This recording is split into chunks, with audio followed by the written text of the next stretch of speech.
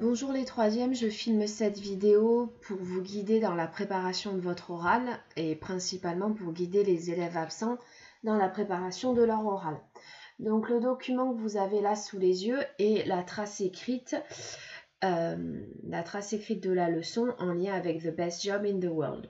Donc vous prenez une feuille et sur cette feuille vous écrivez les questions et vous utilisez les amorces de phrases pour y répondre.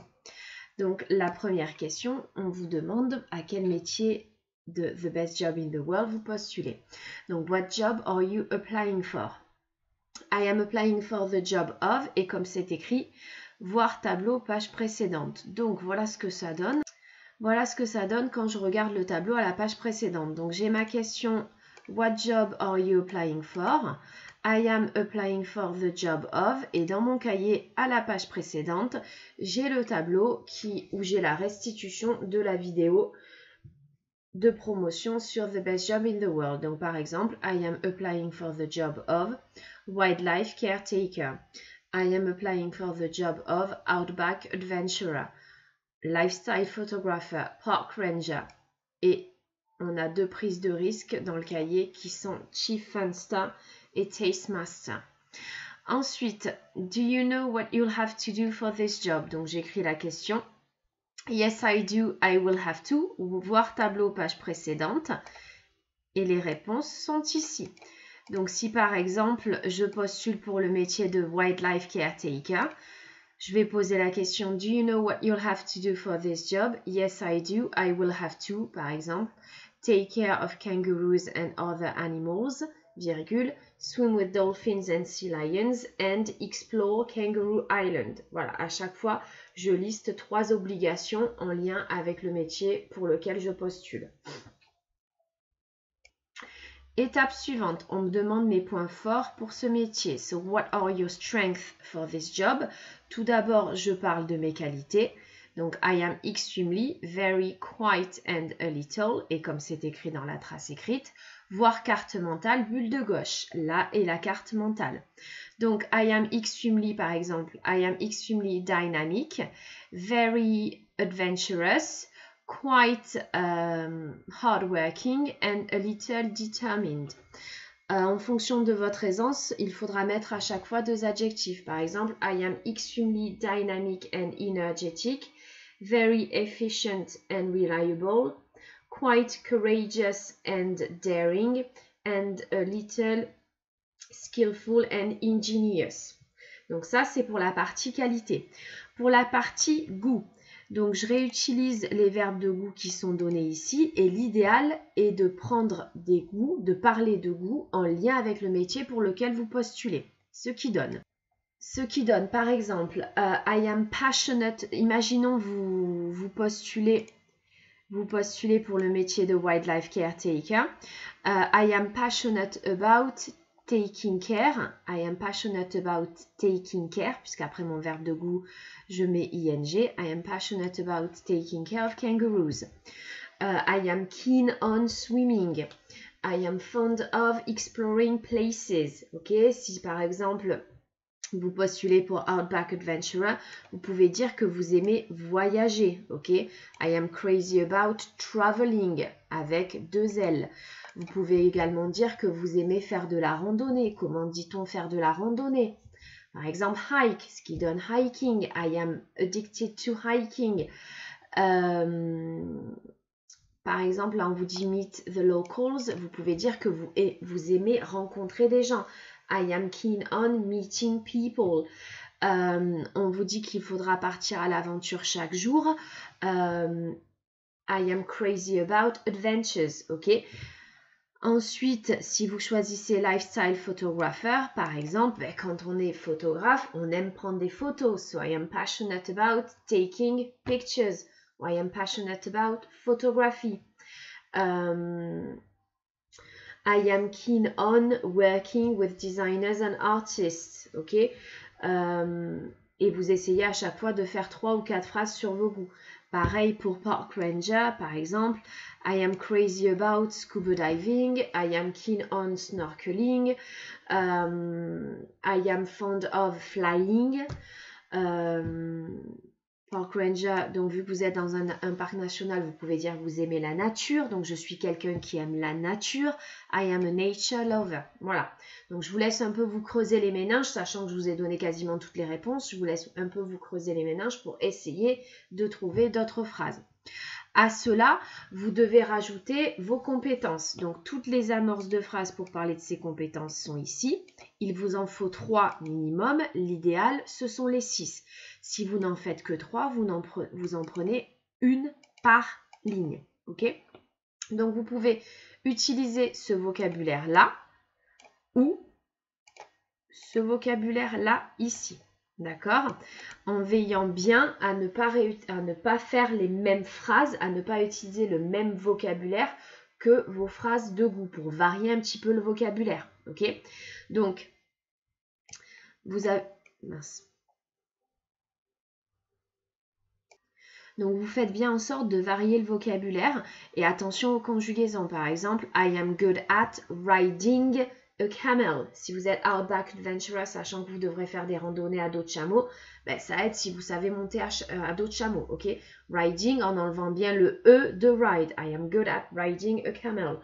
I can drive a car very well. Or I can drive a 4x4 quite well. Okay?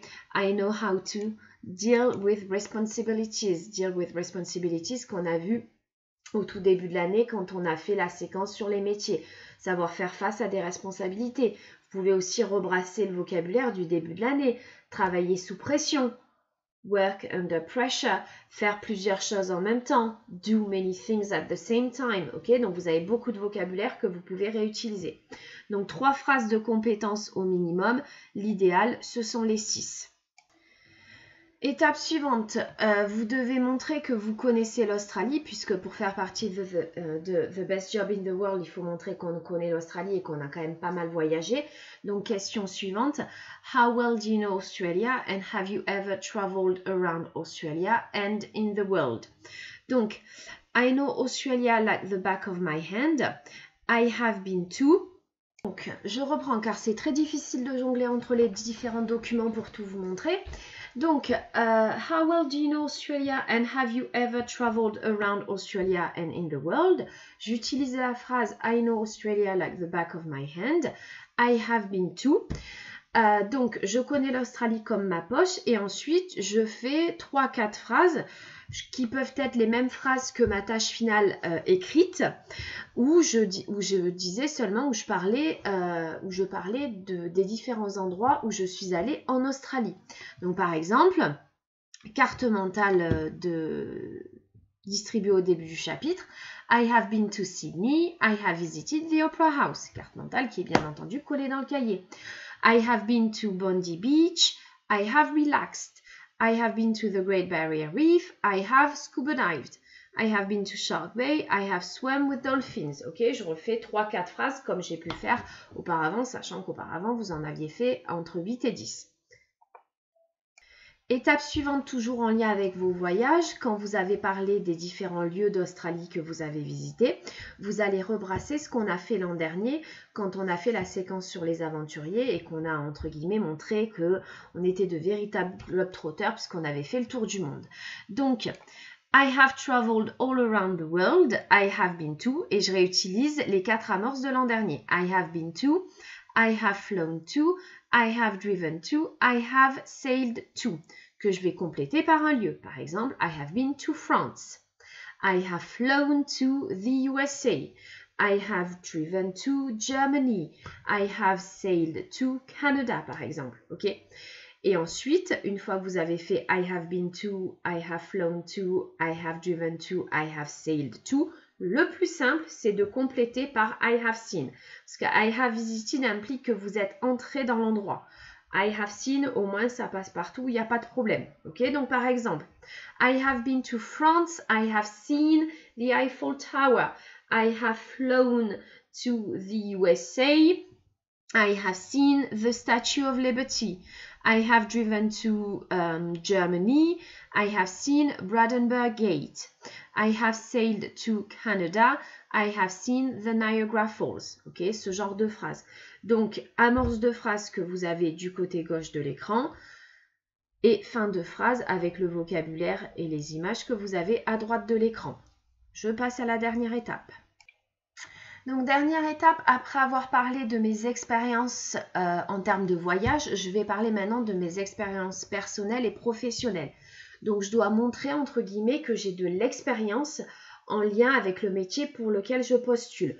Donc, je pose la question, do you have any experiences in relation to the job? Yes, I do. Et ensuite, comme c'est écrit, voir carte mentale, bulle de droite, hop, carte mentale, bulle de droite, ok? Donc, par exemple, et sachant que vos phrases sont dans le même ordre que les métiers dans le tableau ici, ok? Ça respecte le même ordre. Donc, si par exemple, vous postulez pour Wildlife Caretaker, vous pouvez par exemple dire I have taken care of animals, I have worked in a zoo, or I have worked in a nature reserve, I have fed animals, ok? Si jamais vous avez postulé pour Outback Adventurer, vous pouvez dire I have ridden a camel, I have hiked in the desert, I have worked in a national park, I have worked in a tourist office, ok? Tout est dans l'ordre.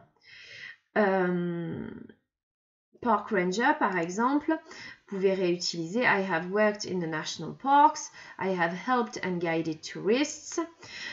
Si jamais c'est lifestyle photographer, I have worked with designers and models, I have worked with famous photographers, etc., etc. Donc, le vocabulaire est classé et rassemblé en fonction du métier pour lequel vous postulez. Et à ce niveau-là, vous faites 3-4 phrases pour parler de vos expériences. Voilà. Voilà, je pense pas pouvoir expliquer mieux que ça. Je pense qu'avec la vidéo, ça facilitera le travail de ceux qui est absent. Je vous souhaite bon courage, à très vite, au revoir.